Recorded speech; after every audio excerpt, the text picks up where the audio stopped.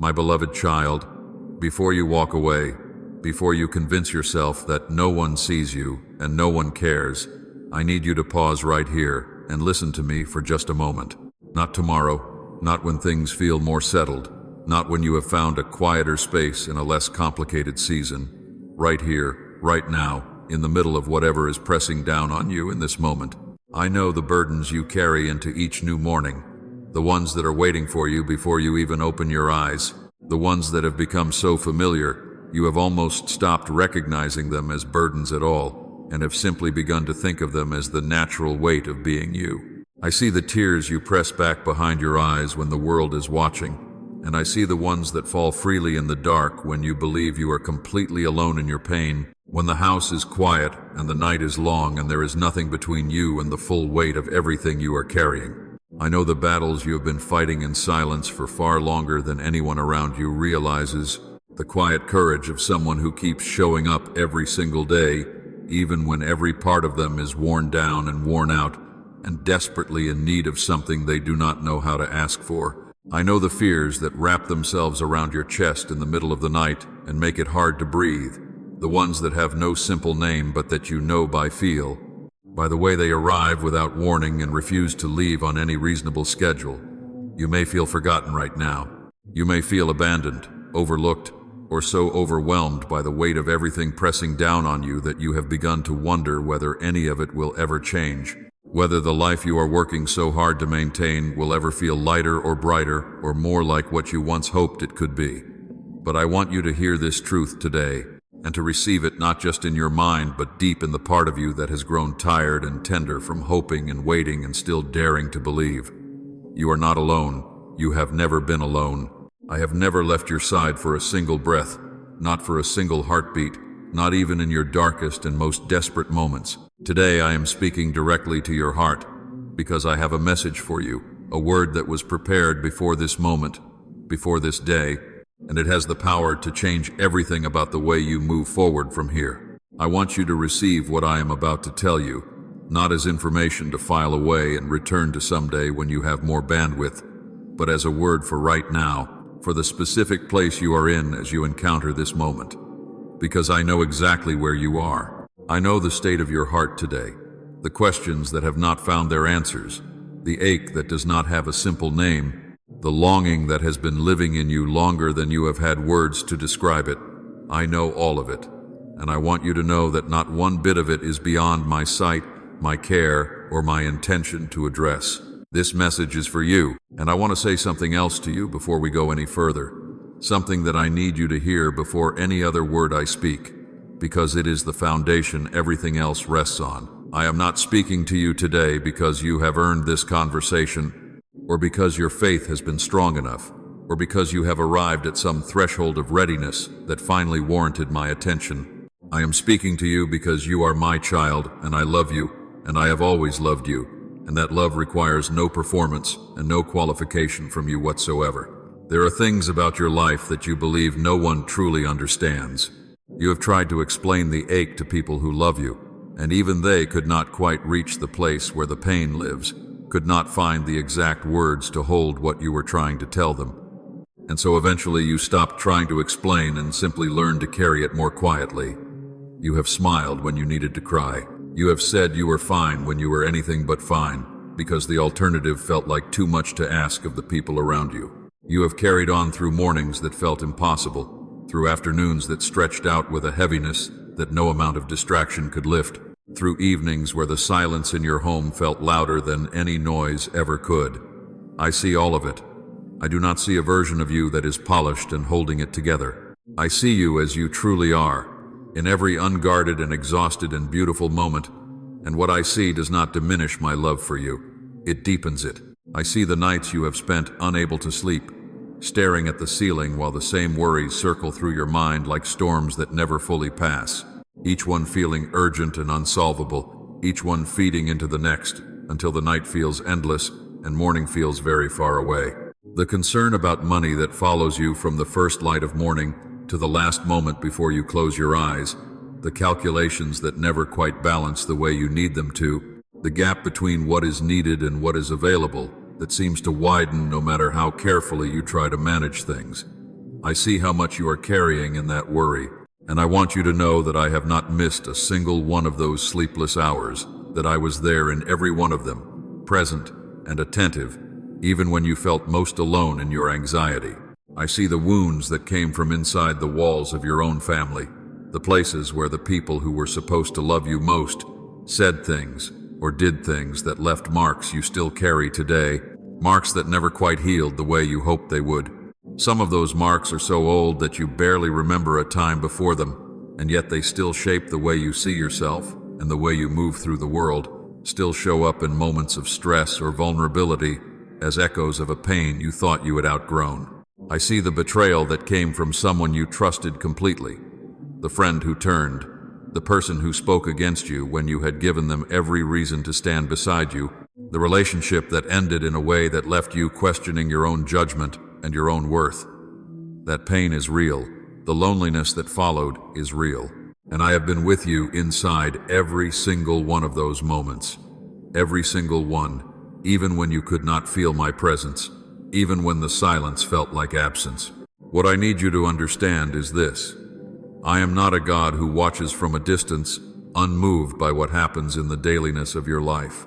I am not removed from the texture of your ordinary hours. I am with you in the mundane moments and in the shattering ones.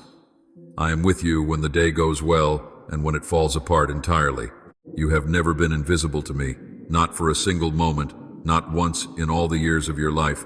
Not one tear you have ever cried has slipped past my attention. Not one prayer whispered too quietly for anyone else to hear has gone unheard by me. I saw every tear. Not one of them was wasted. There have been moments when you looked at someone else's life from the outside and wondered what it would feel like to live with less weight, to move through the days without the particular combination of worries and wounds that are yours. And in those moments, you felt something that might have been envy, or might have been grief, or might simply have been the exhaustion of someone who has been carrying something heavy for a very long time without adequate rest. I want you to know that I see those moments too. I see all of it.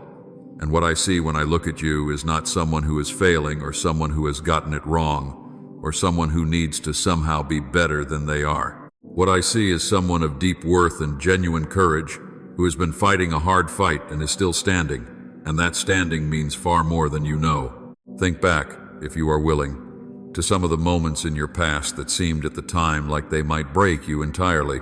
Think of the season that felt like an ending, the door that closed with a finality that left you breathless, the loss that rewrote the shape of your daily life in ways you had not asked for and could not have anticipated. There were moments, were there not, when you looked at what was in front of you and believed with everything you had that there was no way forward, that this was the thing you would not survive, that whatever came next could only be a lesser version of what you had before. And yet here you are. Here you are, still breathing, still moving, still present in a world that asked more of you than you felt equipped to give, still standing after storms that seemed designed to knock you flat and keep you there. That is not an accident. That is not simply the product of your own endurance, as real and as remarkable as your endurance has been. I was working in ways you could not see. I was holding things in place that would have otherwise fallen. I was arranging circumstances and turning hearts and closing certain roads, not to punish you but to redirect you, to protect you from destinations that would have cost you far more than the detour ever did. There were accidents you walked away from that others did not. There were illnesses that passed through your body and left without taking more than they came for. Moments where something shifted medically in a direction that no doctor fully anticipated, where the numbers improved in ways that still do not have a tidy explanation. There were moments of danger you moved through without fully knowing how close things came to going differently, exits you took at the last moment, decisions you made by instinct that later turned out to be the decision that made all the difference.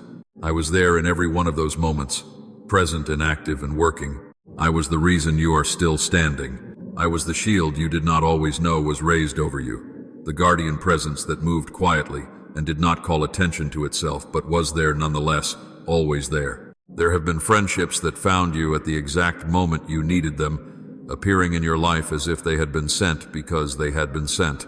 Opportunities that materialized when the previous path had closed completely and you could not imagine what would come next. Moments of provision that arrived from directions you never would have predicted, that came so specifically and so timely that even the most skeptical part of you recognized something beyond coincidence at work. These were not accidents. These were my fingerprints on your life, pressed into the clay of your circumstances in ways that were deliberate and tender and intentional. These were the ways I was answering prayers you had almost given up believing would ever be answered, responding to the faith you kept offering even when it felt small and fragile and barely there. You have survived more than you realize, not by luck, not by the random kindness of an indifferent universe, but because my hand has been over you through every single season you have walked through, steady and sure, and never once withdrawn. And if I brought you through every one of those battles, every dark valley, and every closed door, and every moment you were certain the story was over, then hear me when I tell you this. I will bring you through this one too. Think of the times you prayed and did not see the answer come in the form or the timing you expected, and then later, sometimes much later, you looked back and understood why the wait had been necessary, why the road that seemed like a detour had actually been the direct route to something better than what you had originally asked for. Those moments of hindsight are gifts. They are invitations to trust me in the current season, with the same confidence that hindsight eventually gave you about past seasons. I am the same God who was faithful then. I have not changed. My capacity has not diminished. My attention has not wandered. If I brought you through those battles, I will bring you through this one. I want to speak now about the fear, because I know it is there and I know how long it has been there, and I know the particular shape it takes in your life.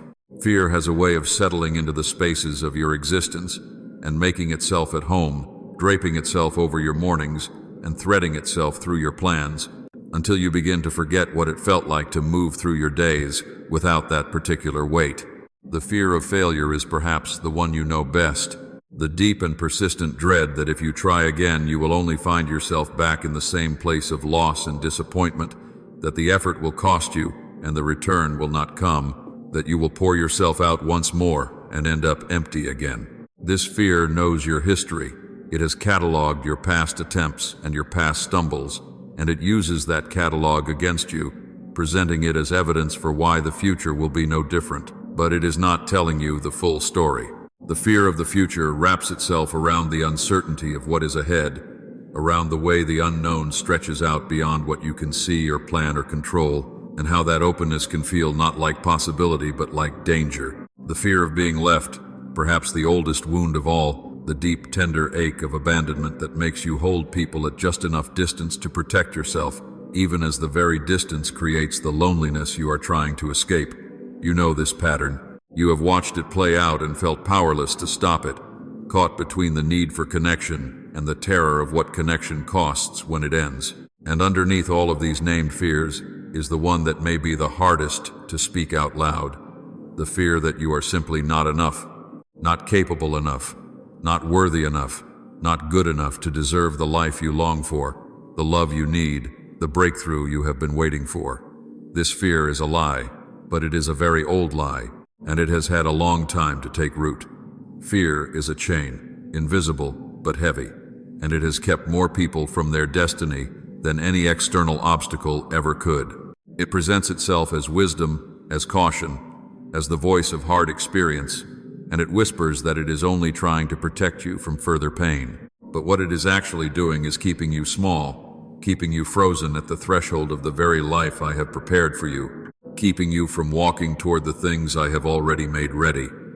Faith and fear cannot both govern your heart at the same time. One will always be working to crowd out the other, and the one you feed is the one that will win. When you choose to act in spite of the fear, when you take the next step even while your hands are trembling and your heart is uncertain, you are choosing faith over fear. You are declaring with your movement that what I have promised is greater than what you are afraid of. And that declaration, made in the middle of your trembling and your doubt, is one of the most powerful things a human being can do. Release your fear and place it in my hands. I am not asking you to pretend the fear is not real. I am not telling you to simply decide to stop being afraid as though fear were purely a matter of willpower and the right decision had simply not occurred to you yet. The fear has roots. It has history. It has been fed and reinforced by real experiences of real loss, and it does not evaporate because you want it to. What I am offering you is something different from that.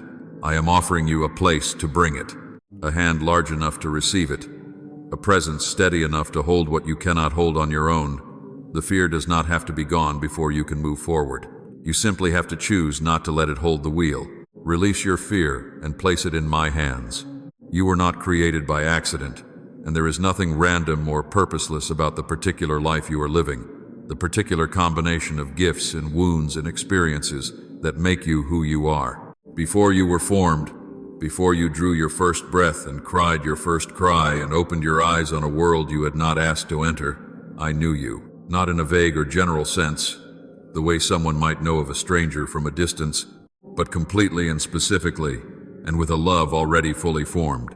I knew the gifts that would develop in you over time, and the desires that would grow in your heart as you matured, and the way your particular combination of strengths and struggles and seasons would eventually position you to do something in this world that only you, with your exact history and your exact makeup, can do. No one else has lived your life.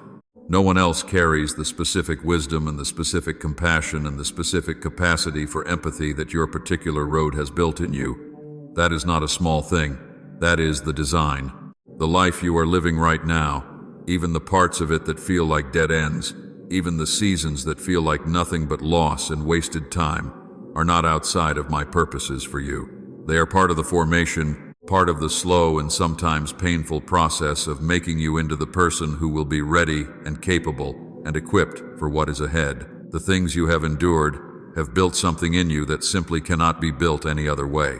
The compassion you carry for people who are struggling, the ability to sit with someone in their pain without needing to fix it immediately or minimize it with easy words, came from the seasons when you yourself were the one sitting in pain without easy answers.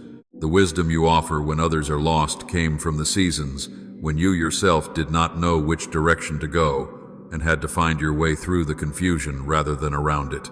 The resilience that lives in you, that quality that has kept you moving forward even when every reasonable measure suggested you should stop, was not given to you as a finished thing.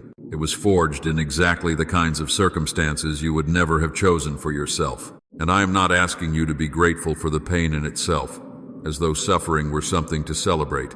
I am saying that in my hands, suffering is not wasted. In my hands, every hard thing you have lived through is material I am actively working with, weaving into the story of your life in ways that serve purposes larger than any single moment of difficulty could contain. You are standing too close to the canvas to see the full image. All you can see are the tangled threads on the back, the knots and the rough places and the colors that seem to clash and make no sense next to each other. But I am looking at the image on the front, and it is more beautiful and more intentional and more full of grace and meaning than anything you have yet dared to imagine for yourself. The path I have for you is not the path of least resistance. It is the path of greatest meaning, the path that leads somewhere worth going. And every delay you have experienced along the way was not evidence that I had lost track of you. It was preparation. What seems like a delay is actually preparation. My child, there is something I need you to hear very clearly, and I need you to receive it, not as a rebuke, but as a genuine invitation into something you have not allowed yourself in a very long time. The invitation to rest. Not the kind of rest that is really just recovery time between one round of striving and the next, but the deep, settled, unhurried rest of someone who has truly placed their burdens in hands that are large enough and strong enough and faithful enough to hold them. You have been carrying things that were never meant to be yours to carry. You have been holding weights that belong to me, gripping them with both hands, white-knuckled and exhausted and unable to let go, because somewhere along the way you came to believe that if you ever released your hold, even for a moment, everything would come apart, that the keeping of everything together depended entirely on your constant, vigilant, unrelenting effort. That love for your family meant shouldering more than any one person was ever designed to bear. That faithfulness to your responsibilities meant never admitting the weight had become more than you could carry. That strength meant refusing to ask for help, even from the one who made you and who has known your limits and your needs since before you were born. You have been worrying about your family with a depth and a consistency that has cost you sleep and peace, and the ability to be truly present in the moments that are right in front of you, because some quiet part of you is always running ahead, scanning the horizon for threats, trying to see far enough into the future to position yourself between the people you love and every possible harm. You have been lying awake in the small hours, running numbers that do not balance, staring at the arithmetic of your finances and trying to solve through worry, a problem that worry has never once solved for anyone. You have been watching your health with a vigilance that tips into anxiety, reading every sensation in your body as a possible warning, bracing for news that has not come. You have been carrying the weight of your children's futures, as though everything depends on how perfectly you manage the present, as though my hand is not also over them, as though the same love that holds you does not hold them just as completely, just as intentionally, just as carefully. And beneath all of that visible weight, there is something even heavier and more invisible that you have been carrying. The deep, unspoken belief that your worth is tied to how well you perform, that your value is measured by how much you accomplish, that your right to peace is something that has to be earned through adequate management of your circumstances, rather than something that was given to you freely before you ever did a single thing to deserve it. I want to speak very clearly into that belief today. The posture of constant anxious striving was never the life I called you to. I am not asking you to stop caring about the people and the circumstances that matter to you. I am asking you to stop carrying alone what I've always been willing to carry with you and for you, and sometimes instead of you, cast every burden upon me. The financial uncertainty, the family strain, the confusion about what the future holds, the fear for the people you love most, every heavy thing, not because I will act while you disengage, but because I never asked you to carry the weight of outcomes that only I can ultimately hold. You were never meant to carry this weight alone. There are things happening right now that you cannot see from where you are standing, and I want you to know this, not as a comforting platitude to help you feel better in the moment, but as a living and active truth that is unfolding right now, in the actual circumstances of your actual life, in this very hour, behind the surface of what is visible to you, in the spaces between your prayers and their answers, in the quiet, unseen places where circumstances are being rearranged and timing is being aligned with a precision you could not fully comprehend, even if you could observe it. I am working, I am moving. Do not mistake the silence for stillness. Do not interpret the waiting as absence or indifference or evidence that nothing is happening. The deepest rivers run quietly. The most significant work is often done entirely out of sight, in ways that leave no visible evidence until the moment when the outcome is ready to be revealed, and then what seemed like nothing becomes suddenly and unmistakably undeniable.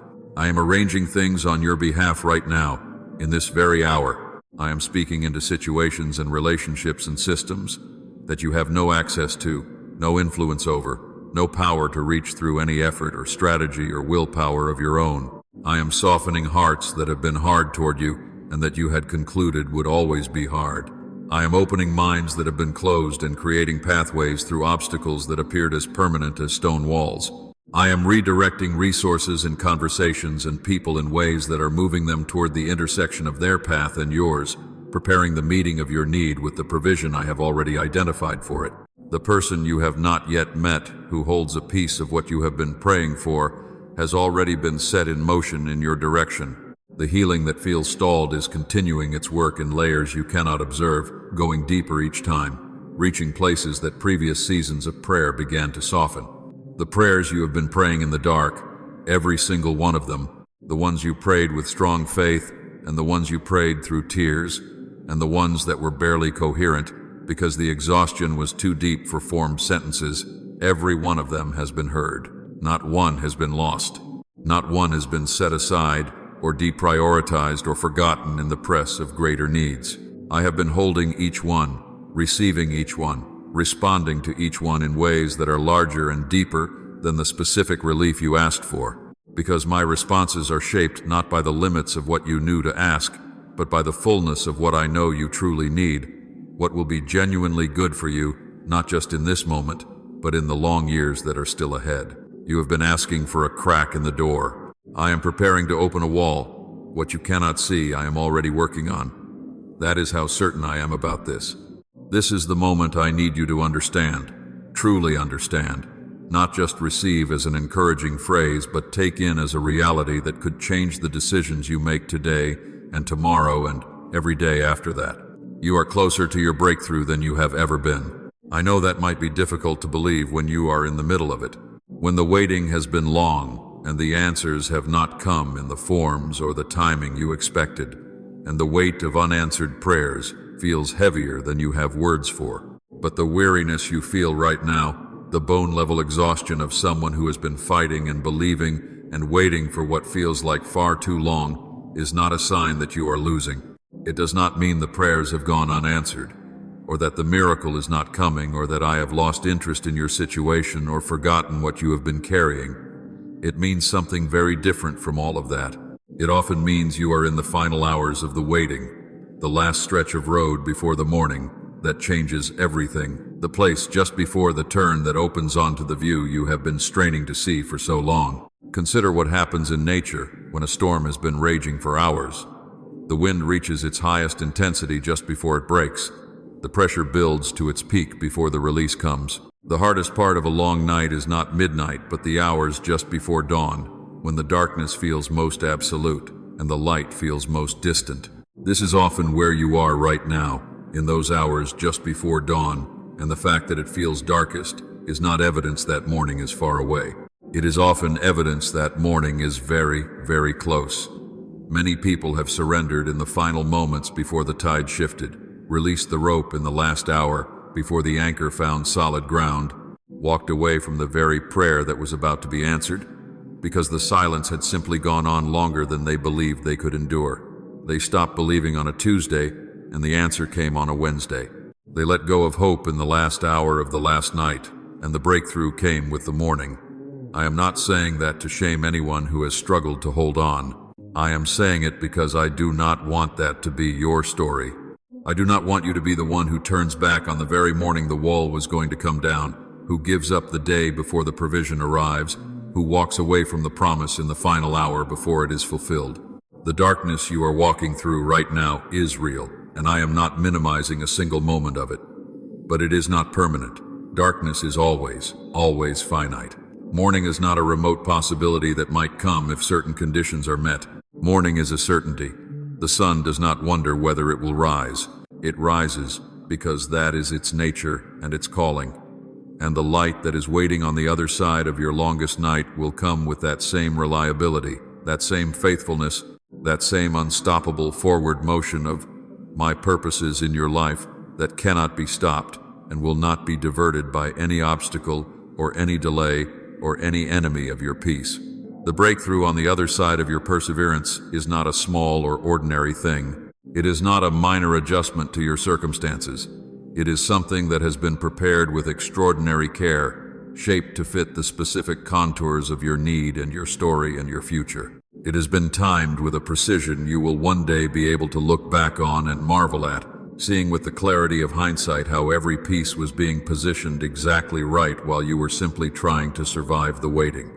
Hold on. Keep praying, keep showing up, keep believing, even when the believing is hard and feels foolish and costs you something. Keep putting one faithful foot in front of the other, even when the ground feels uncertain and the distance to the other side feels impossible. Do not quit now. Your breakthrough is near. Hold to that. There are wounds in you that have been there for a very long time, and I want to go to them today. Not with quick words designed to patch over the surface, but with a genuine and deep intention to heal the things that have remained unhealed for reasons that are not your fault, not because you lack the willpower to move past them, but because some wounds simply require a healer rather than a decision. Some of these wounds go all the way back to your earliest years, to the time when the world was still being defined for you by the people around you, when you were still in the process of learning what love looked like and what safety felt like and what you were worth and what you could reasonably expect from other human beings. Things were said in those early years that lodged themselves in the places where your sense of self was still being formed. Conclusions were drawn from what happened to you and around you that felt at the time like the only available conclusions, and those conclusions became the unspoken assumptions you carried into everything that came after. I am not worth fighting for. I am only loved conditionally. Something about me causes people to leave. I am not enough. These were not the truth. They were the interpretations of a child who was doing the best they could with what they had, making meaning out of painful experience with the limited tools that were available. but they became embedded, and they have shaped more than you know. And then there are the wounds that came in the years after, when you were older and should have been more equipped, but the heartbreak still broke you, and the loss still cost more than it should have, and the failure still wrote something painful over the story you had been trying to tell about yourself. The relationship that ended in devastation, the door that closed on something you had poured everything into, the grief that did not resolve according to any timeline anyone told you to expect, that simply changed form and settled in and became part of the permanent landscape of your inner life. The betrayal from someone who knew enough of your story to do real damage with it. All of it is real, all of it mattered, and all of it has left its mark. I want you to hear me say, with all the authority and all the gentleness that I carry at once, that none of this is beyond my healing. Not the oldest wound, not the deepest shame, not the thing you have never said out loud to another human being, because you were afraid of what it would reveal. I can go into every one of those places. I can reach what no human comfort has been able to reach, not because human love is not real or not valuable, but because it has limits that mine does not. I am asking you to let me in, to extend to yourself the mercy you would freely give to someone you love, to release yourself from the weight of condemnation for the ways you have fallen short, and receive instead the forgiveness that has already been made available to you, and to release the past, not by pretending it did not happen, but by choosing not to let it write the final word about who you are, or what you deserve, or what your future can hold. I can heal what nobody else can reach. There is also the matter of the shame you carry, the private accounting you keep of every way you have fallen short of who you believed you should be, every unkind word spoken in a moment of exhaustion, every promise to yourself or to someone you love that you were unable to keep, every time you looked at your own life and felt the gap between what it is and what you had hoped it would be by now. Shame is one of the heaviest things a person can carry, and it has a particularly cruel quality, because it does not simply weigh you down in the present. It reaches back into the past and reframes every failure as evidence of a permanent and essential flaw, a verdict about who you are, rather than a description of something you did or something that happened to you. I want to speak into that shame today with the authority and the tenderness of a father who knows everything there is to know about you and has never stopped loving you for even a moment in spite of it. The shame is not the truth about you. It is a lie dressed in the language of accountability, and it has held you captive for long enough. Let me have access to those places. I can heal what nobody else can reach. The road forward from this moment requires something from you, and it is not what you might expect. It is not a demand for more effort or more striving or a higher level of performance before I will be willing to move on your behalf, as though my love were something earned through adequate demonstration of discipline or faith. What is required is simpler and at the same time more challenging than any performance could be. It is simply that you keep walking, that you choose, in the face of everything that is uncertain, and everything that is hard, and everything that remains unresolved, and everything that has not yet shown any visible signs of shifting, to put one foot in front of the other in the direction of what I have called you toward, trusting that the path will become clearer as you walk it, rather than requiring perfect clarity before you begin. You have spent seasons of your life allowing the shifting tide of your emotions to set the terms for what you were willing to believe. You have let a run of hard days become a verdict about the permanent nature of your circumstances. You have woken up on mornings when the heaviness was so thick it colored everything you saw and everything you thought, and in those moments you have been tempted to conclude that what the heaviness told you was simply the truth, that the lightness was an illusion, and the weight was the reality. But feelings, as real as they are, were never designed to be the final word about what is true. They are weather, not climate. They move and change and shift, and what you are anchored to when the weather is bad determines whether you drift or whether you hold. There is a reality beneath your feelings, more stable and more true and more permanent, that does not move when the mood shifts, or the circumstances change, or the news is bad, or the body is tired. That reality is what I am inviting you to anchor to. There is a word I have spoken over your life that does not expire when the waiting feels long and the patience feels thin. There is a promise I have made that does not bow to the pressure of difficult circumstances or retract when things look worse before they look better. There is a love available to you that does not grow conditional when you are at your most unlovable and your most exhausted and you're most convinced that you have nothing left to offer. Walk by that. Let that be your compass when everything visible is telling you to stop or to turn back or to conclude that this is simply as good as things will ever get for you. Every morning that comes is a new beginning, a fresh invitation to choose trust over anxiety, to lift your eyes off the circumstances and toward the one who holds the circumstances in hands that have never once lost their grip. I will not ask you to see the whole path before you start. I will not demand that you have all the answers before you take the first step. I ask only that you take the next step, the one immediately in front of you, the one that is available to you today, and trust me with every step that comes after. I am already there. I have already gone ahead of you and prepared the ground, and I am walking beside you, and I will be waiting in every moment that is still ahead. Take the next step, and I will guide the one after that.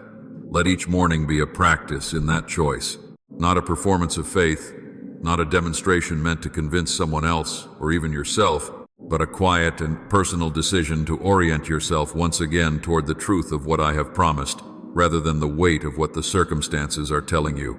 Some mornings, that choice will feel natural and even joyful. Other mornings it will feel like the hardest thing you have ever done, a sheer act of will in the face of everything screaming the opposite direction. Both kinds of mornings matter equally to me. Both kinds of mornings count. The faith that persists on the hard mornings is some of the most powerful faith there is, and it is never lost on me. I see every one of those mornings. I receive every one of those choices. Take the next step, and I will guide the one after that. My beloved child, let everything that has been spoken here today come to rest in the deepest place inside of you, in the place that has been hungry for this word, that has been waiting longer than you can name for someone to say exactly what I am saying now. I have seen every single one of your tears, the ones from childhood, from decades ago, from last night, from this morning before you were fully awake, and the weight of everything was already there. The tears that fell openly in front of people, and the tears that you swallowed before they could fall because you needed to be strong, or because you did not believe anyone had the capacity to hold what you were feeling. I have seen them all. I have held them all, and not one of them has been forgotten. Not one has been without meaning. Not one has been a waste in my hands. Tears are not weakness. They are one of the truest languages a human being can speak, and I understand every word. I have been with you through every season of your life, and I want you to know that when I say every season, I mean it without exception. The years that shone with beauty, and the years that felt like they held nothing but darkness and loss. The seasons of abundance and the years of scarcity when you did not know where the provision was going to come from. The bright mornings and the nights so long and so dark you seriously wondered if they would ever end. The moments of connection and belonging and the long stretches of loneliness so deep it had its own particular ache. I have been present in every one of them, not as a distant observer watching from the outside, but as a close and active father who has never stopped working and never stopped caring and never once concluded that you were too complicated or too broken or too far gone for the effort of love. I love you with a love that has no equivalent in human experience. It does not depend on what you accomplish or how consistently you perform or how clearly you have everything figured out. It does not shrink when you fail or grow cold when you doubt or become confused, when you say the wrong thing or feel the wrong thing or respond in ways you later regret. It is not surprised by your worst moments or made uncomfortable by the full complexity of who you are. It was settled before you were born, and it will remain unchanged through everything that remains of your life and beyond it. And that love is not passive. It is not sitting still somewhere waiting for you to reach a sufficient level of faith before it moves. It is moving right now, actively and purposefully, and with great intention, arranging things you cannot see, and preparing things you have not yet imagined, and answering prayers you prayed so long ago you have almost forgotten what you asked for. The breakthrough you have been waiting for is genuinely near. Nearer than it has felt, nearer than the weariness of the long wait has allowed it to seem. Your story is not finished, not even close to finished. The chapters that are still ahead of you are full of things that will make the long seasons of struggle make sense in hindsight, full of restoration and joy and fruit from seeds that were planted in tears during seasons, when you wondered if anything you were doing was mattering at all. Full of mornings that are coming which will shine with a brightness that makes the long nights feel small by comparison. You are not a forgotten person living a forgotten life. You are a child of the living God, known completely and loved without condition, and held in hands that have never let go of you, and never will, not through anything you face today or tomorrow, or in any year that follows. When the fear returns, and I say when rather than if, because the truth is that the tests of your faith will continue, and the challenges will not disappear simply because you received this word today. When fear comes back and doubt creeps in again and the weariness settles into your bones and the waiting stretches beyond what feels bearable, come back to this. Come back to what has been spoken over you here. Let it be the thing you return to when everything else feels uncertain. My child, whenever fear returns, remember these words. I am with you. I was with you yesterday. I am with you today. And I will be with you tomorrow, and in every tomorrow after that, without interruption, without condition, without end. Trust me, keep walking, and watch what I am about to do in your life. I love you more than you can imagine. Amen. The waiting will end. The provision will come. The healing is already underway. The morning that has seemed so impossibly far away is, in truth, almost here.